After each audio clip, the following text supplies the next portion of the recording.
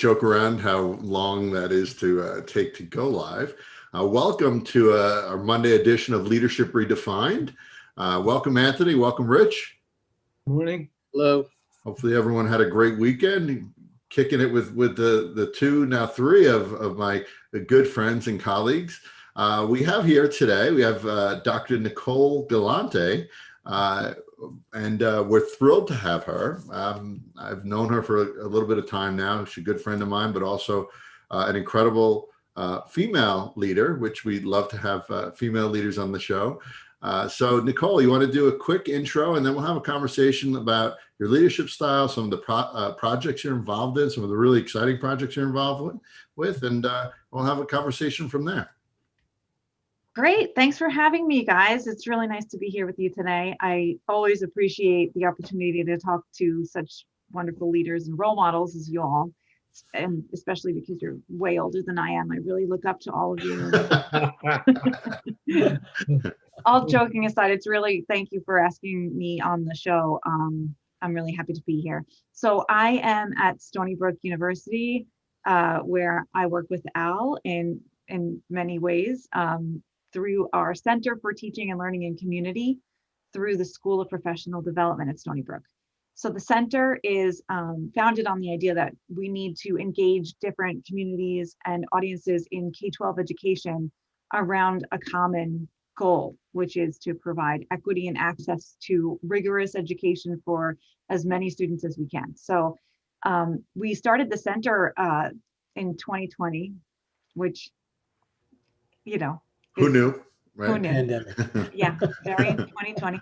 But in 2020 fashion, you know, we had planned a slow rollout. I was given the opportunity after directing the English teacher education program at Stony Brook for a number of years. I was given the opportunity to move into the School of Professional Development in this capacity and have the opportunity under Pat Malone in the School of Professional Development to be a little bit entrepreneurial, which is something I love to do. I have a couple of education consulting companies. We have a lesson planning software that my partner and I created and have been using in schools for some time. So I was really grateful for the opportunity at Stony Brook to be able to bring this vision for a center for communities around K-12 education to Stony Brook. And I'm still grateful for it, even though 2020 stepped in and we had to roll it out in kind of a different way. So we had planned a wonderful, slow, beautiful grand opening rollout for July of 2020, and instead had a rushed and really kind of frenetic, but exciting and invigorating opening online in April of 2020. So one of the pillars of the center is professional development, among others, outreach and partnership with schools, with parents, with communities, professional development for leaders and teachers in the schools, a future teachers program for students in schools, in K-12 schools, and an educational technology piece that, again, we had really great visions of, and we still do, of opening classrooms of the future on campus at Stony Brook that people can bring their students to, where we're not only using and putting in the students' hands educational technology, but we're also working on developing it at Stony Brook as a Research One STEM institution. You know, I saw a gap there. So we have really great plans for expansion in the future, but we started with focusing on professional development, which is what was sorely needed, obviously, as the whole country and world shifted to remote teaching and learning. And Al, you were a part of some of our greatest workshops that we were able to offer during the pandemic, and Rich, you were as well, for our leaders. So we offered 220 different workshops at the beginning of the pandemic in April of 2020, and we had 3,500 registrations in the first month. And thanks to you and people like you, I really, just put the call out, and we had some really awesome, valiant, like-minded colleagues who donated their time to give these free workshops to teachers on many different things. And we consider that a really great success, and we're still doing it. So Nicole, one of the things, and that response for everybody who's listening, the response to the need with what happened with COVID by you and the people that sort of jumped in and were able to help you was almost immediate, right? It was within a week or so. And it's a testament to you, your relationship with people, your leadership style. But as a leader, what would you say is your leadership style overall? Like what drives you as a leader? What are you passionate about overall? What drives me as a leader and what I'm passionate about in every area of my life is relationship. And I'm really passionate about empathy and vulnerability and the way that I build those through cultivating and nurturing relationships. I would say that that's most definitely something I strive to do as a leader, but certainly as a person, as a mother, as a wife, as a friend. I think that the idea of relationship as the foundation of any organization is could sum up my leadership style for sure. And is that impact? I know it is impacted. Being a female leader, like how does that shape you in a different way? Like as far as your overall leadership style, how has it shaped you? I know you talked about a role model that you had before we got on, but how has being a female leader been shaped one way or the other as far as your style, as far as how you look at things overall as a leadership role? I definitely have had some really great female mentors as that have shaped who I am as a leader throughout my time and career. Um, Up to and certainly including Pat Malone from Stony Brook. She's a really fierce, passionate, hands-on, energetic kind of leader. She juggles more than I've ever imagined. But I think that is something that I've allowed to develop throughout the different stages of my career as a leader and just as a person engaged in different worlds. So in my educational consulting company, which is Shared Space Professional Development, my brother is my partner. So he and I, and he's wonderfully, qualified and certainly a male counterpart to who I am. So I've been able to again model what I do based on relationships, and certainly that comes from my relationship with him. So I've been lucky enough to have kind of a safe space to try out different leadership styles and to be kind of different people in different spaces. So in a business setting, I'm a very different leader than in an educational setting. I certainly take from my time as a classroom teacher of high school and as a professor of college students and graduate students. Um, so I would think that being a female is something, and a female leader, it's I have embraced everything that implies and means. So where some might see, oh, you are a mother, so obviously you're going to have to fight against that working mother, stereotype, and the fact that someone's going to look at you and if they know you have children, are going to immediately assume that your head is in four different places because you're with your children, and that's just a mother's brain and a mother's way. And I've never fought against any of those stereotypes. And that's a really personal choice for everyone. But for me, it was, yep, my brain is most definitely first and foremost on my son. My brain is also big enough to be with you. So now that that's out of the way, can we, so I definitely address those and face those head on. And I'm sure, almost all of you in here have seen my son on our Zooms before, so you know that that's true. But in many ways, I think that it's just having the perspective to take the things that are typically associated as with the negative aspects of having a female as a leader and embrace those and show those and address those as positives. I'm a nurturer. So yeah, my leadership style is nurturing, and I think that it works for me. We almost, it's one of those questions that we don't love asking, because a leader is a leader is a leader, and you're a great person and a great leader, and it shouldn't matter, or the question shouldn't have to be asked. But I think it's we like to ask it because we want to hopefully inspire those female leaders in this patriarchal society we're in that, are questioning whether to do something. It's good to hear from someone who is established, who does have their doctorate, who is successful. And that's the rationale for those kind of questions. Not because we shouldn't have to differentiate at all, right? In a perfect society, it wouldn't be a question we ask, but we ask it because it does and hopefully will have meaning to those females who are not getting the same kind of support, or who have not grown up the way you have grown up. I appreciate the question. And I think that that's part of it.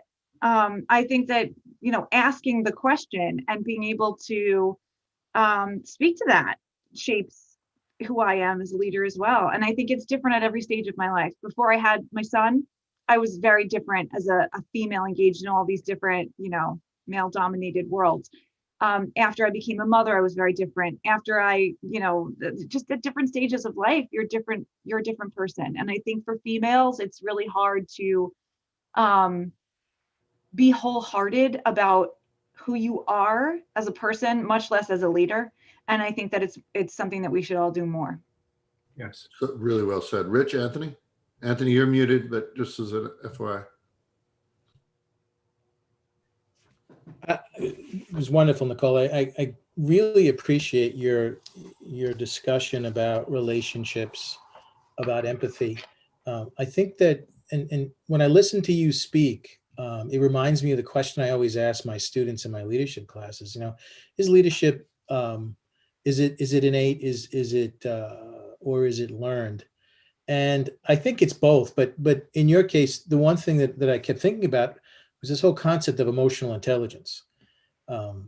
It exuded, that kind of philosophy. And I think it's a philosophy that is very undervalued in leadership. The second thing I want to say is that in terms of the female leadership, and I hate to say this to be, to knock males, but female leaders tend to be more, lend themselves more to emotional intelligence. And I think it has a great deal to do with the different roles that they play in our society. And I think that's changing to some extent. But without that, honestly, I don't think it can be an effective leader. I agree. I really don't. And, what you said was really poignant and really to the point. I don't know if we're going on other topics, Al, or no, go ahead. Ask away. Ask away. Yeah. One of the things that I was very interested in terms of hearing what you're doing with the teaching, for central learning and technology. And this is a question that's and a theme that we have on Leadership Redefined quite a bit, especially since the pandemic.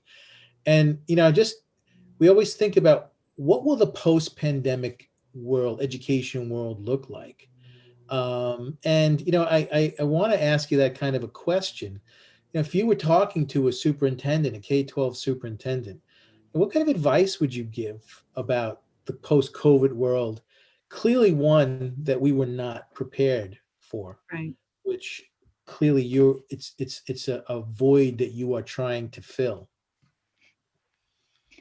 So I've picked up some really great kind of sound bites along the way in this pandemic journey of education. And I think that the one that sticks with me the most is connection over content. I've trained a lot of teachers during this time. I've trained a lot of leaders during this time. I've done everything from quick intervention, where it's like in the old days where you stayed a page ahead in the textbook, I would learn a technology and quick get on there and talk about it. Yeah. But I found that throughout everything that I'm doing, both through Stony Brook and through Shared Space PD, what the focus always comes back to for me, and I think it's really valuable and is the thing that makes the difference. It's the game changer, is the social emotional learning aspects, the culturally responsive aspects of learning that have to come into play. We are in the post-pandemic situation of education. This is it. I don't think we're ever going to be the same, whether we're all vaccinated or all, back in person, whatever. That what we need to take out of this time is the idea that we weren't prepared, not because we didn't have technology, though that was true in many cases.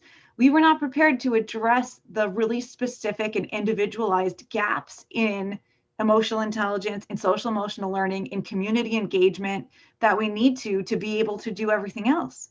You know, a lot of times, I think back to when I was working with student teachers as a cooperating teacher, and the student teacher would inevitably come to a point where they said, you know, I don't know if I can do this. I don't know if I'm cut out for this, you know, and they're buried under planning and paperwork. And I used to always say, and I still believe in many ways, in many more areas than just in teaching, it's all about the person. These students are people. You're dealing in a human environment. If you can get that down, everything else is paperwork, and monkeys can do paperwork. Why would we need you if that's all it was? You know, if all this job was making handouts, or, you know, programming an iPad for a kid, or figuring it out, that's not what we need teachers for. Kids can talk to their phones and get the information they need, right? So what is teaching now, and what is leading now? And I think that applies tenfold to leaders. I mean, we need to be in touch. So connection over content, I think, is the guiding principle. Well said. Well said. It seems simplistic, but it's not, No. Oh, because we're not equipped, nor is it easy. nor is it easy. But you know, certainly extremely significant if we're going to be effective as educators and leaders. Very well said. Rich, I know you wanted to say something. I didn't want to interrupt. That's fine. I'm going to try to synthesize the 2 points that you asked about, Anthony. I'm not so sure how successful I'm going to be. I have a So good feeling, Rich. Thank you. There's nurturing right there. And so, in fact, I want to go to the nurture word before I go to the post-COVID word, although I think they clearly hook together. I'm going to call it a competency, but I'm not sure that's the right word for it. The competency of nurturing is a component of creativity. You can't be creative if people aren't willing to be, if people aren't nurtured to be creative, somehow allowed to be creative. And we have a model we call the collective mindset model. A component of that is, I think we call it design thinking, or I'm pretty sure we call it design thinking. I can't remember right now. But the short story behind that is, I don't like that word because that word is a buzzword. Design thinking is a word that you hear every 5 minutes, especially in the corporate world, but even among education to some extent. You can't nurture leadership. You can't nurture problem solving unless you indicate that you're open to it, you're willing to hear it. And there are a lot of leaders who have, you know, their way or the highway. I don't think it's a gender thing. I think it's however they fancy themselves. And one thing I've been kind of impressed with you, particularly, and with Pat Malone too, is your openness. I don't like that word either, but your openness, your willingness, your receptiveness to creativity, to lateral thinking, to thinking, I hate this word too, that gets out of the box, because COVID, to come back to that, has forced us to be creative. I like the connection between creativity and nurturing because, again, and I think design thinking, although it's a buzzword, is an appropriate one, because all we can do is create the conditions for the desired result, right? So if you think about it in terms of design thinking in that way, when we're trying to nurture somebody into creativity, into safety, you know, it's a lot of emotional, it's a lot to do, again, with empathy, because you're going to have to know, you know, what this person is going to need to feel these things, right? And then it's a lot about vulnerability, because a lot of it is modeling and saying, I'm willing to do this. There's never going to be a bar that you're going to reach where you wouldn't have seen me reach it first. You know, it's one of the things that I do. Here's a little leadership secret. Feel free to use it. I do a lot, and maybe it's too much, but I do a lot of karaoke with people, because karaoke is the moment where you're taking something that is like a mentor text, right? You have the guidelines of what this great song, you know, I don't know, let's just say Paradise by the Dashboard Light, right? The Meatloaf song. And you know what it sounds like. And you're maybe going to try to make it sound that way too, but under extreme conditions. You're nervous. You're not a singer. all of these different things that are going to come into play and have to come up. And, so that is for me the pinnacle of not only empathy, because we're thinking about a transaction in that moment of, okay, I also need to think about environmental concerns. Is this a beginning of the night song? Is this a easing it? Is this a Margaritaville that we're easing into the night? Or is this a Pat Benatar, heart-wrenching? What do I need to do to connect with this particular audience? So there's the element of, reading a room there, right? So, and when I say I do a lot of karaoke, I don't mean figuratively or metaphorically, where we're talking about it like this. I mean to say, the quickest way to train anybody in a leadership, position is to take them to karaoke. We need to think about all these different elements, but in the same way, the constriction of that, okay, here's your list of songs. You need to pick a song. You need to figure out how you're going to make it your own. That's allowing the space for creativity that I think sometimes is more safe with those boundaries and limitations than saying, oh, well, you can just, it's a blank slate. Go do what you need to do. No, you have the structures in place here. You have your song list, you have your, guidelines, it's a limited amount of time. You have to make these decisions.